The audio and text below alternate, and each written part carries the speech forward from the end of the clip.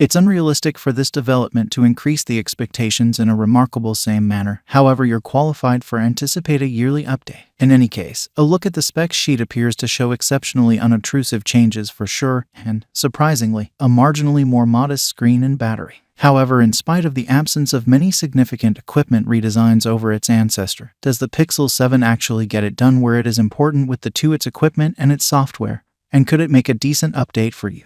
Design and screen. Smooth-looking design. Awkward camera bar. IP68 water obstruction. Great quality screen. Similarly, as a high-performing camera is a mark of the Pixel range, an eye-getting design is as well. This age has seen a critical makeover from its ancestors, with a decent sparkling metallic camera bar presently supplanting the to some degree characterless dark bar of the Pixel 6. The gleaming backboard, the two looks and feels exceptionally alluring, accessible in a trinity of charming varieties while feeling extremely smooth to the touch. Notwithstanding, while it positively looks great, I felt irritated by the camera bar by and large, definitively in light of its opposite edges. While numerous different phones have a smooth knock to the camera module, this one has corners that are so mathematical as to be practically sharp. It makes it a smidgen less agreeable to hold. It gathers little hints of residue in the corners which diminish the visual allure, and I found it could in fact catch on jean pockets while you're taking your phone out. Thusly, while the Pixel 7 surely looks great, I figure it might have finished with a smidgen more thought into its ergonomics.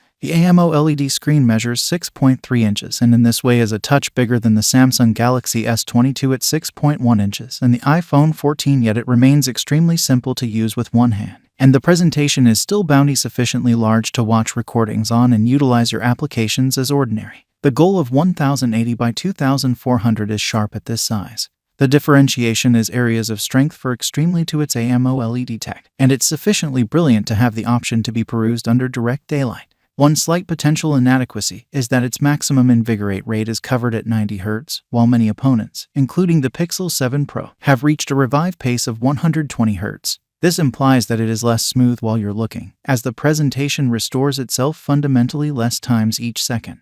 By and by, I observed that the screen was more than smooth enough. Camera: 50 megapixel principal camera, 13 megapixel ultra-wide, no telephoto focal point, magnificent photographs by and large. Obviously, the featuring component of Google's Pixel phones is regularly its camera. These handsets are in many cases seen as the key Android camera players, maybe in any event, overshadowing Samsung, so the tension is on to see whether the Pixel 7 can keep up those elevated principles. The camera framework here appears to be exceptionally like that of the Pixel 6, to some degree on the back where you'll find a 50 megapixel principal camera and a 13 megapixel ultra-wide focal point. On the front there's a new selfie camera with a 10.8 megapixel goal, implying that it's currently equipped for shooting 4 Kelvin film. I'm satisfied to say that I was absolutely exceptionally content with the camera during my time utilizing it, across different lighting conditions. Pictures taken with the Pixel's back cameras can on occasion be jaw-droppingly great. Punchy yet not unnaturally distinctive, exceptionally nitty-gritty, and sufficiently flexible to give you at least one or two shooting choices. Companions noted at the nature of the photos, even the people who are not especially into photography. Execution: great computer processor and GPU execution, alluring and valuable software. The Pixel 7 sudden spikes in demand for a Tensor G2 chip. This is the spin-off of the Tensor, which was Google's very first own image versatile processor, and made its introduction on the Pixel 6. In our survey of that gadget, we noticed that the chip didn't pull up trees regarding its central processor and GPU benchmarks, yet that it did anyway still perform very well when it came to picture processing and shrewd highlights. This appears to turn out as expected for the Tensor G2's presentation also. As a matter of fact, the light contact software added to the previous appeal of the Pixel 7, and I partook in my experience with it.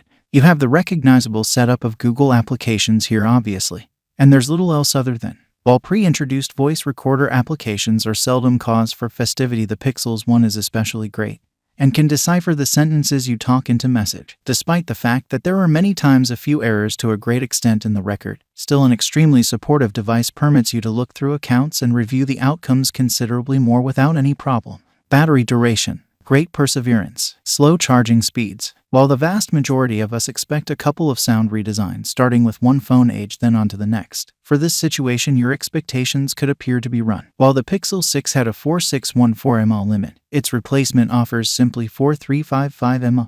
Be that as it may, in my experience, This really conveyed respectable battery duration throughout the day, more so than I would have expected given the numbers on the spec sheet. This might be to some extent because of the productivity of Google's versatile battery highlight, which changes use in light of your action with the phone. Yet I for the most part found that I could get a weighty day of purpose out of the phone without expecting to stress over the battery when I got close to the furthest limit of the day, which would normally complete around 20. Finally, thanks for watching my video. Please subscribe to my channel to get more video.